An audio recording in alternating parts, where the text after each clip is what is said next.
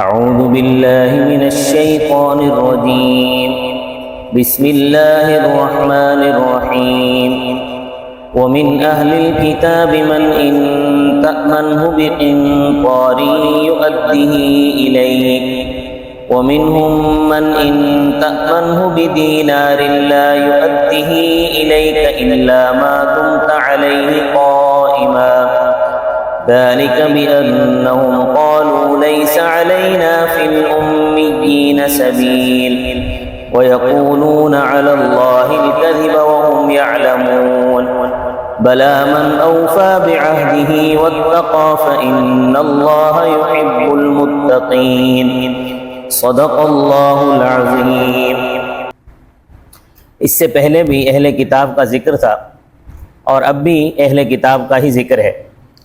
وَمِنْ أَهْلِ الْكِتَابِ مَنْ إِن تَأْمَنْهُ بِقِنطَارٍ، اور اہل کتاب میں سے بعض وہ ہیں اگر تو ان کے پاس امانت رکھے بہت سارا مال، يُؤَدِّهِ إِلَيْكَ، وہ ادا کر دیں گے اس مال کو تجھے۔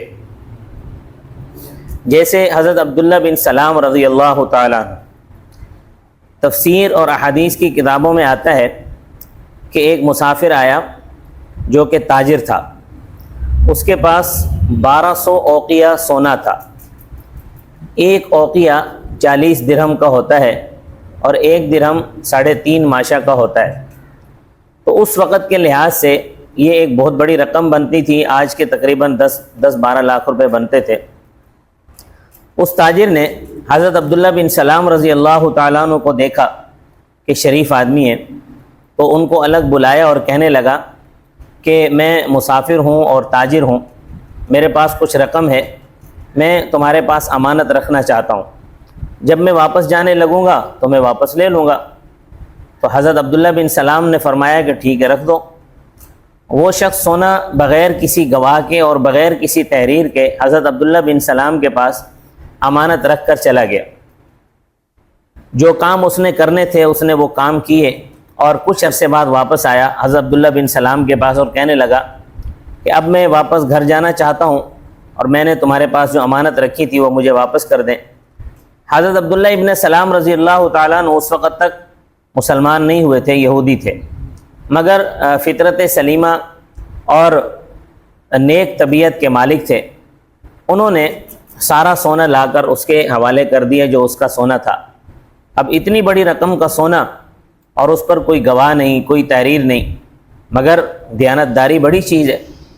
اللہ تعالیٰ نے اسی دیانت کی برکت سے حضرت عبداللہ بن سلام رضی اللہ تعالیٰ عنہ کو ایمان کی توفیق عطا فرمائی اور وہ مسلمان ہو گئے۔ حضرت عبداللہ بن سلام کا سارا گھرانہ علمی گھرانہ تھا، مرد اور عورتیں سب تورات کے ماہر تھے۔ یہ اپنی پھوپھی سے نبی آخر الزماں صلی اللہ علیہ وسلم کی نشانیاں اور علامتیں سنا کرتے تھے، اور وہ انہوں نے اپنے پاس نوٹ کر رکھی تھی۔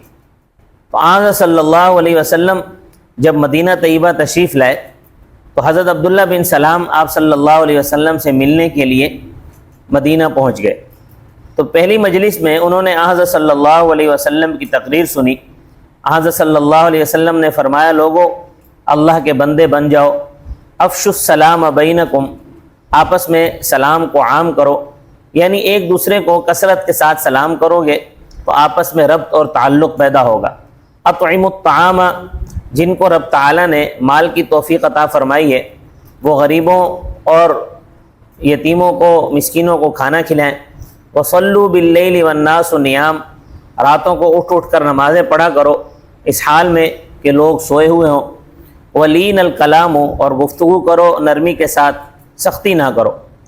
حضرت عبداللہ بن سلام نے حضرت صلی اللہ علیہ وسلم کی یہ ابتدائی تقریر سنی اور آپ صلی اللہ علیہ وسلم کا چہرہ بشرہ دیکھا تو فیصلہ کیا، ان ھذا الوجہ لیس بوجہ کذاب، کہ بے شک یہ چہرہ جھوٹے کا چہرہ نہیں ہو سکتا۔ تو سب کے سامنے کلمہ شہادت پڑھا، اشہد ان لا الہ الا اللہ وحدہ لا شریک لہ واشہد ان محمدا عبدہ ورسولہ، اور مسلمان ہو گئے۔ اب یہودیوں کو علم ہوا کہ عبداللہ بن سلام مسلمان ہو گئے تو ان کا پارا بہت چڑھا، بہت غصے ہوئے، کیونکہ ان کو معلوم تھا کہ عبداللہ بن سلام تو ایک علمی آدمی ہے، ان کا علمی گھرانے سے تعلق ہے اور بڑا ان کا اثر و رسوخ ہے، تو تو اس طرح تو اس کے سارے گھر والے مسلمان ہو جائیں گے اور دوسرے لوگوں پر بھی اس کا اثر پڑے گا۔ اور حقیقت معلوم کرنے کے لیے یہاں حضرت صلی اللہ علیہ وسلم کے پاس انہوں نے آنے کا پروگرام بنایا۔ ادھر حضرت عبداللہ بن سلام کو معلوم ہوا کہ حضرت صلی اللہ علیہ وسلم کے پاس یہودی آ رہے ہیں۔ اس وقت تک مسجد نبوی نہیں بنی تھی۔ آپ صلی اللہ علیہ وسلم حضرت ابو ایوب انصاری رضی اللہ تعالیٰ عنہ کے گھر میں رہائش پذیر تھے۔ کمرے کی ایک جانب پردہ لٹکایا ہوا تھا، اگر کوئی عورت آتی تو پردے کی اوٹ میں بیٹھ جاتی تھی۔ حضرت عبداللہ بن سلام رضی اللہ تعالیٰ عنہ نے کہا آپ صلی اللہ علیہ وسلم سے کہ حضرت معلوم ہوا ہے کہ یہودی آپ کے پاس آ رہے ہیں، میں پردے کے پیچھے چلا جاتا ہوں، آپ ان سے میرے بارے میں اور میرے والد کے بارے میں پوچھنا اور میرے خاندان کے بارے میں پوچھنا کہ وہ کیسے آدمی ہے۔ تو جب یہودی حضرت صلی اللہ علیہ وسلم کے پاس آئے تو آپ صلی اللہ علیہ وسلم نے فرمایا کہ تم لوگ مجھے یہ بتاؤ ذرا کہ عبداللہ بن سلام تم میں کیسا آدمی ہے؟ یہود نے کہا خیرنا وابن خیرنا، ہم میں سب سے بہتر ہے اور ہم میں سے سب سے بہتر کا بیٹا ہے۔ عالمنا وابن عالمنا، ہم میں سب سے بڑا عالم ہے اور سب سے بڑے عالم کا بیٹا ہے۔ افضلنا وابن افضلنا، ہم میں سب سے افضل ہے اور ہم میں سے سب سے افضل کا بیٹا ہے۔ سیدنا وابن سیدنا، وہ ہمارا سردار ہے اور ہمارے سردار کا بیٹا ہے۔ بخاری شریف میں حضرت صلی اللہ علیہ وسلم نے فرمایا کہ اگر عبداللہ بن سلام مسلمان ہو جائے تو کیا تم پھر مسلمان ہو جاؤ گے؟ تو یہود کہنے لگے اعاذہ اللہ من الاسلام، اللہ تعالیٰ اس کو اسلام سے بچائے۔ حضرت صلی اللہ علیہ وسلم نے فرمایا کہ واقعتاً اگر وہ مسلمان ہو جائے تو کیا تم مسلمان ہو جاؤ گے؟ تو کہنے لگے کہ وہ تو بڑا سمجھدار آدمی ہے، اسلام قبول نہیں کرے گا۔ ابھی یہ گفتگو ہو رہی تھی کہ حضرت عبداللہ بن سلام رضی اللہ تعالیٰ عنہ پردے کے اوٹ میں تھے، پردے سے باہر تشریف لائے اور بلند آواز سے اشہد ان لا الہ الا اللہ وحدہ لا شریک لہ واشہد ان محمدًا عبدہ ورسولہ پڑھا۔ یہودی کہنے لگے شرنا وابن شرنا، یہ ہم میں سے بڑا شرارتی ہے، اس کا باپ بھی بڑا شرارتی تھا۔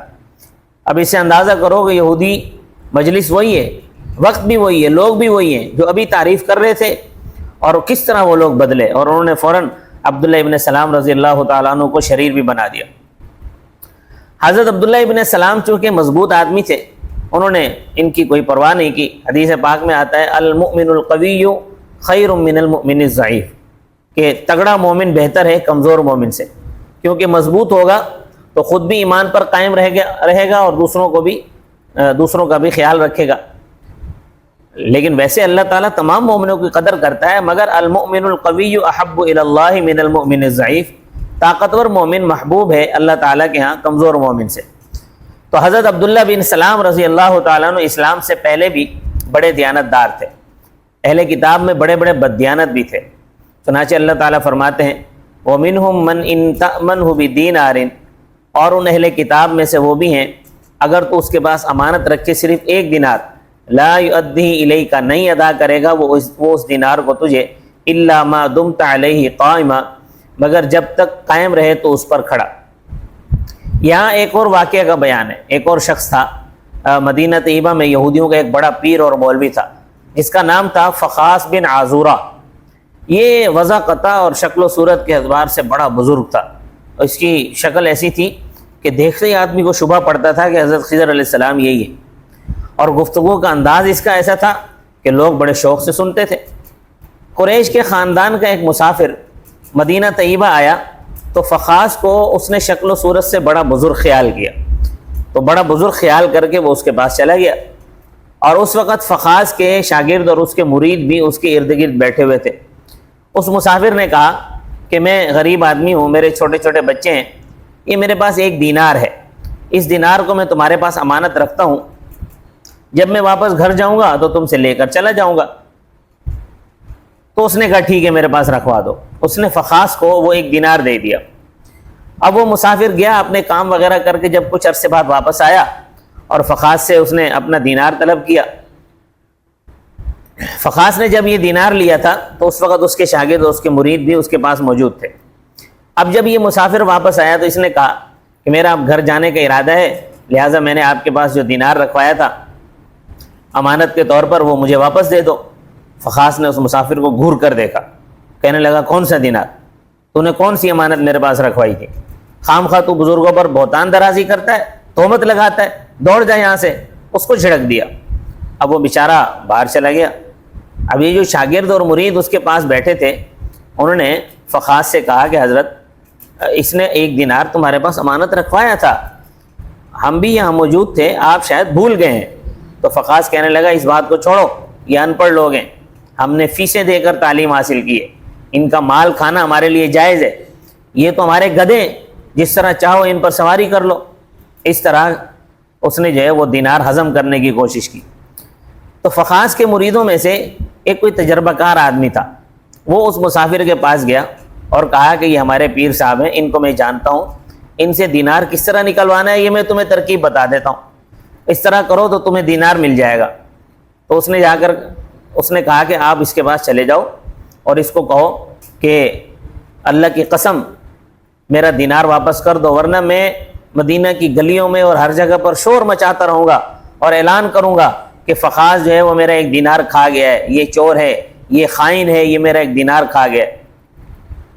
اب اس مسافر نے جب اس طرح فخاذ کو جا کر کہا تو فخاذ بڑا گھبرایا، اس نے دینار ایک جیب سے نکال کر وہ 1 دینار اس کی طرف اچھال کر پھینکا اور کہنے لگا یہ پکڑ اپنا دینار اور دفع ہو جائے یہاں سے، ایسے ہی خام خواہ بزرگوں کو بدنام کرتا ہے۔ تو جو شخص 1 دینار پر بے ایمان ہو جائے تو اس کو رب تعالیٰ ایمان جیسی دولت کیوں عطا فرمائے گا؟ برتن صاف ہوگا تو اس میں کوئی چیز پڑے گی نا، اگر غلاظت سے بھرا ہوا ہو تو اس برتن میں اگر اچھی چیز بھی ڈالو گے تو خراب ہو جائے گی۔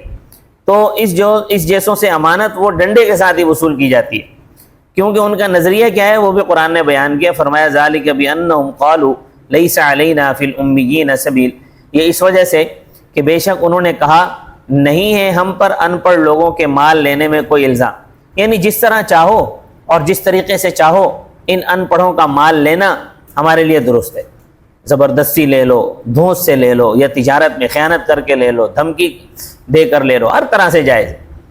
جب انسان اتنا بددیانت ہو تو پھر اللہ تعالیٰ اسلام جیسی عزیز متاع ایسے شخص کو اللہ کیوں دے گا؟ پھر یہ بات اللہ تعالیٰ کے ذمے لگاتے ہیں کہ اللہ تعالیٰ نے ہمیں امیوں کا مال کھانے کی اجازت دی ہے، اللہ تعالیٰ نے ہمیں ان جاہلوں کا مال کھانے کی اجازت دی ہے۔ وَيَقُولُونَ عَلَى اللَّهِ الْكَذِبَ، یہ اللہ تعالیٰ پر جھوٹ بولتے ہیں، وَهُمْ يَعْلَمُونَ، حالانکہ وہ جانتے ہیں۔ اگر کوئی شخص غلط فہمی کا شکار ہو تو وہ ایک الگ بات ہے، لیکن جان بوجھ کر کہنا کہ ہم بڑے نیک لوگ ہیں، ہم بڑے پرہیزگار لوگ ہیں، ہم پڑھے ہوئے لوگ ہیں، اور یہ ان پڑھ لوگ جو ہے یہ گدھے ہیں، یہ ٹٹو ہیں، ان پر سوار ہو جاؤ، ہمیں یہ رب کا حکم ہے، تو فرمایا کہ یہ بالکل جھوٹ بولتے ہیں۔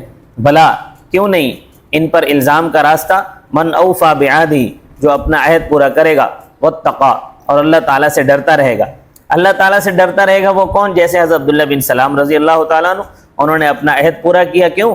کہ ان کو رب کا خوف تھا، ورنہ اگر وہ رقم ہضم کرنا چاہتے تو ان کے لیے کوئی مسئلہ نہیں تھا، کیونکہ کوئی تحریر بھی نہیں تھی، کوئی گواہ بھی نہیں تھا، کافی رقم کا سونا بھی تھا اور دیکھنے والا بھی کوئی نہیں تھا۔ اور دوسری طرف فخاذ بن عازورہ، اس کے پاس جب رقم رکھی گئی تو اس کے شاگرد اور مرید دیکھ رہے تھے، اتنے گواہ موجود تھے، اس کے باوجود وہ بے ایمان ہو گیا، اس کو یقین دہانی بھی کرائی لیکن پھر بھی اس نے ان کو بھی جھڑک دیا۔ تو ایسوں کو اللہ تعالیٰ پسند نہیں کرتا۔ فإن اللہ یحب المتقین، بے شک اللہ تعالیٰ متقیوں سے محبت کرتا ہے۔ آگے ایک اور واقعہ بیان ہوا ہے، یہ انشاءاللہ کل کے درس میں بیان ہوگا۔ اللہ تبارک و تعالیٰ مجھے اور آپ کو امانت دار بنائے اور امانتوں کی حفاظت کرنے والا بنائے۔ وما علینا الا البلاغ المبین۔